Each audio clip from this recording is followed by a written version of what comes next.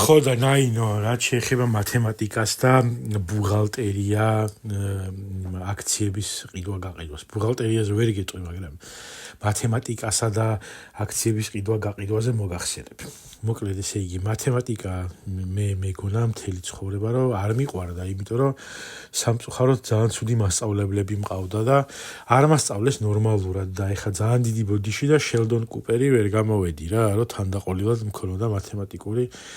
ნიჭი და ეგრევე გამესხლა, როგორც კი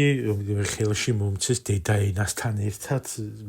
მათემატიკის წიგნი. ანუ იქ კი გავიგე, რომ შესაკრებთა გადანაცვლებით ჯამი არ იცვლება, მაგრამ მე ცოტა ზედა კლასებში ხა,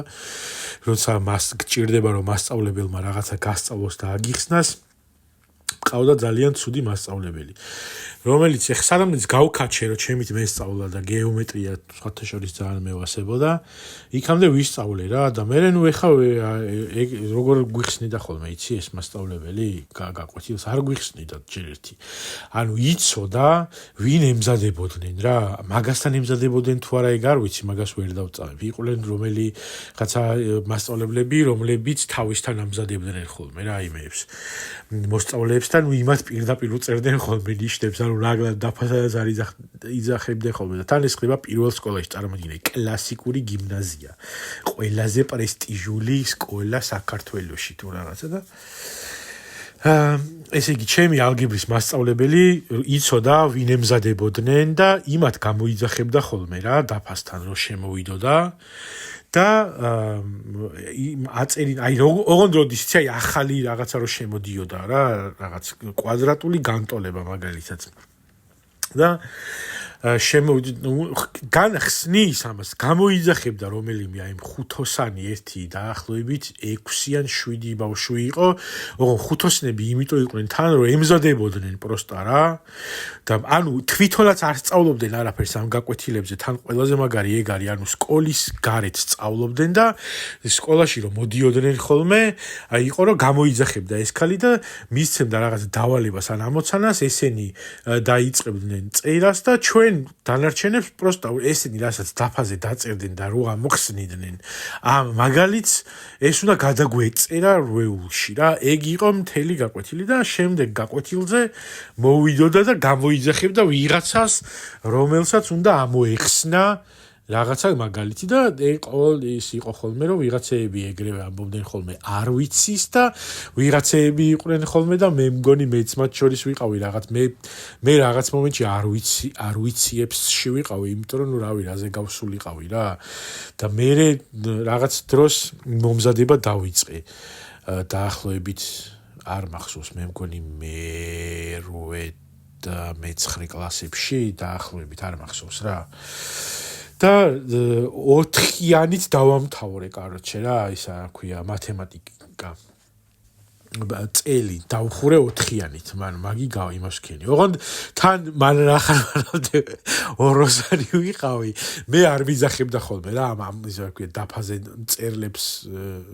იმიტომ რომ ამას ხო მიცემდა ხოლმე ამ მაგალითს და დაждდებოდა თვითონ და არც უყურებდა ამათ დაფაზე რას ჩალიჩობდნენ, ეგრევე რაღაცეებს არ ვიცი რა საკეთებდა იქა რა. ტელეფონი მაშინ არ იყო რო ესკროლა და ალბათ ჟურნალს ფურცლავდა ან არ ვიცი რა საკეთებდა და არ მახსოვს. ხო და მე რაღაცა რო წამოვიზარდე კი არა და აგერ დაახლოებით 1 თუ 2 წლის წინ გადავწყვიტე რომ მეთქი მაიტა თქო ჩავხედავ მეთქი მათემატიკას მეთქი და ხან აკადემიიდანზე დავიწყე რაღაცა მე-5 კლასის მათემატიკი და რომ მეთქი აი რაღაცეები რაც არ მახსოვს და გამოვტოვე და იმეებსაც აღვიდგენ მეთქი და მე გადავალ თქო უკვე ალგებრაზე და ცოტა მაღალი მე კალკულუსზე და რაღაც ეგეთებზე თქო და კაროჩე რაღაც ალგებრის შუაში მივედი რა და მე ზედამეს არა, იმიტომ რომ რაღაც მომენტში კი მისტორდებოდა მეცადინეობა, მაგრამ მე ისეთი ტიპი ვარ, მეცადინეობა მევასება, მაგრამ მე რაღაც დროს გულს ავიცრუებ ხოლმე რაღაცაზე და კაროჩე აღარ ვაკეთებ რა. ხო და ამასობაში აქვე აღნიშნავ რომ ეგრეთ წოდებულ ჰუმანიტარულ იმეებში რა ქვია საგნებში კარგად ვიყავი, იმიტომ რომ დედა ჩემი იყო ისა კი არა და არის ლიტერატურის ქართული ენისა და ლიტერატურის სპეციალისტი და შესაბამისად არ მჭირდებოდა მაგაში მომზადება, იმიტომ რომ ეს მასწავლიდა დედაჩემი და შესაბამისად მაგაში ნიშანი მყავდა. ხო და ეს რაც შეეხება ესე იგი ჩემს მათემატიკურ journey-ს და სამაგიეროდ ეხა იმდენად ამდენად ბევრი ფული არა მაქვს. რაღაცებს ვაბანდებ ხოლმე, მოკლედ ეს სახალხო ის ხო გაიჩითა რაღაც მომენტში ბირჟაზე ვაჭრობის თემა ამერიკაში პირდაპირ მობილურზე ჩაწერ რობინ ჰუდი არის ეგეთი აპი და რაღაც რა ქვია $20 ყოველი იმიდან რა ქვია ყოველი კვირის სახელფასო იმიდან ესე მაქვს როსკ და მონიკა გელერების მამისისა მაქვს რა ქვია ჩაბეჭდილი რომ რაღაცა ისა რა ქვია ყოველი ჩეკიდან რაღაცა უნდა გადადო რა აი სუმცირე თანხაც აი რაც მოგრჩება გადასახადებს რომ გადავიხდი და რაღაცეები რაც მომრჩება იმის პროცენტს კაროჩე თუ ახერხებ ხოლმე ვდებ ხოლმე რა და დაახლოებით ხანდახან არის ხოლმე რომ რაღაცა კვირაში $50 გადადებას ვაპირებ ხანდახან არის რომ $20 გადავდებ ხოლმე მარტო თუ რაღაცა თვის ბოლო უწევს და ყველაფერი ერთად ამაკ გადასახდელი მაგ დროს $20 გადავდებ ხოლმე და ხანდახან კარჩე რაღაც მომენტში რომ უცებ რომ მჭირდება ეს ფული მე ისა რა ქვია საკაიფოდ მეხმარება ხოლმე რა და ოღონ ამას იმაში არ ვდებ რაღაც savings-ზე კი არ ვდებ Robin Hood-ში ვდებ და ვყიდულობ ხოლმე აქციებს ხო და ეს აქციების ისენი რა ქვია ხანდახან ვარისერჩებ ხოლმე რაღაცეებს რომ აი თქვა ახალ საიკლზე რომ წავალ ან რაღაც რომ მინდა რომ ნახო თან სამსახურში რომ ესა ტელევიზორი ჩართული გვაქვს რა იქ და გავარ ხოლმე და ვუყურებ MSNBC-ზე მაქვს ხოლმე გადართული და ვუყურებ ამ აქციების თემებს რაღაცეებს და რაღაც ინფორმაციებს ვიგებ ხოლმე რა რომ აი ეს ეხა რაღაცა ტრენდშია ეს ბიზნესი და რაღაცა და ესე იგი იყო შარშანკი არა და დაახლოებით 6 თვის წინ დავიწყე იმაში რა ქვია nuclear power-ში დაბანდება რა ფულის და საკმაოდ კაი ფული ვიშოვე. ნუ კაი ფული რა ვიშოვე ხა რა $200 მქონდა ჩადებული და გავა 600-ზე რა ეს და ნუ მე კარგადაც და რომ დამჭირდა ეს ფული რაღაც მომენტში გამოვიტანე კიდევაც. ხო და საბოლოო ჯამში რაღაცნაირი გემბლინგი არის, მაგრამ თან რაღაც informed decisions რო აკეთებ ის არის. ხო და მან ხანდახან არის ხოლმე რომ მემართება ცუდი რაღაცები. აი მაგალითად იყო ეგეთი ამ რო დავიწყე ამ იმაზე რა ქვია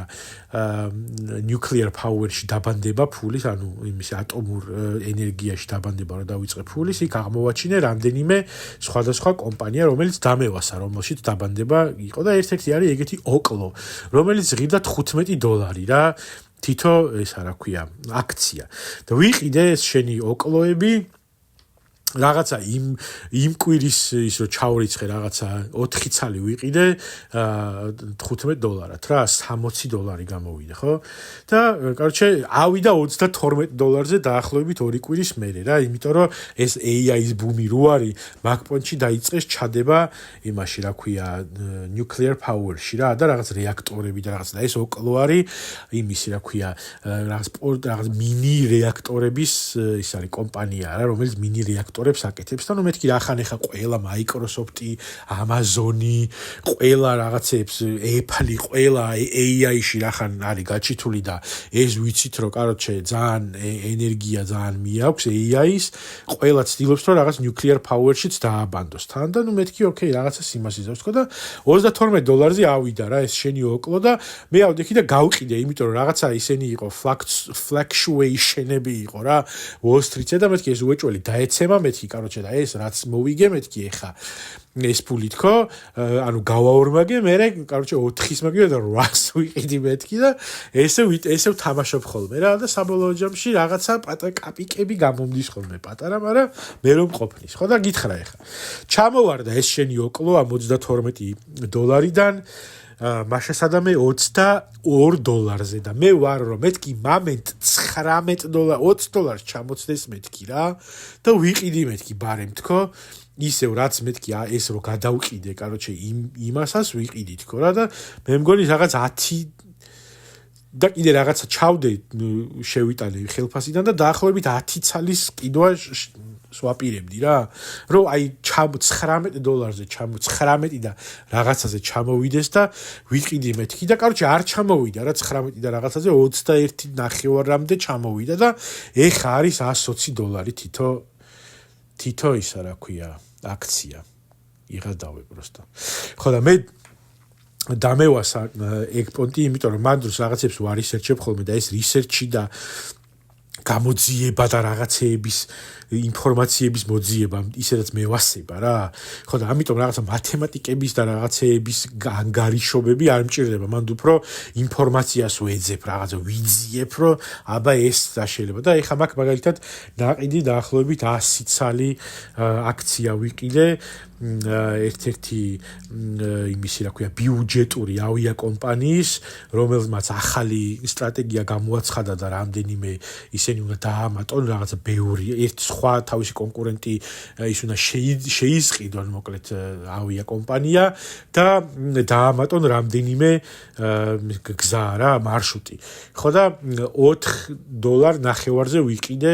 სხვადასხვა აქციები რაღაცა მე მგონი რაღაცა 50-მდე აქცია მე ცოტა ვიყიდე $5-ზე რო ავიდა მაშინ მე ეხა ჩამოვარდნილი არის 3.8-ზე და მაგ დროს კიდე ვიყიდე ანუ როგორც buy the dip არის ესეთი ტერმინი Wall Street-ზე და ამიტომ ესე იგი რომ ჩამოვარდა ეხა 3.8-ზე რაღაცეები ვიყიდე კიდე და ჯამში მაგ დაახლოებით 100 თუ 110 წალი ამისი ის და ჯამ ველოდები ამას რომ ეს ეხა $3 და $4-დან რომ ძალიან გავარდეს მაგის შანსი არ არის მაგრამ აი სადღაც უკვე რომ ეს დასრულდება ეხა government shutdown-ი და ხალხი რო ფრენას გააგრძელებს თან holiday season-ი მოდის მერე რაღაცა ისა რა ქვია vacation season-ები მოდის და ერთი $10-ზე რო ავიდეს კაროჩე საკაიფოდ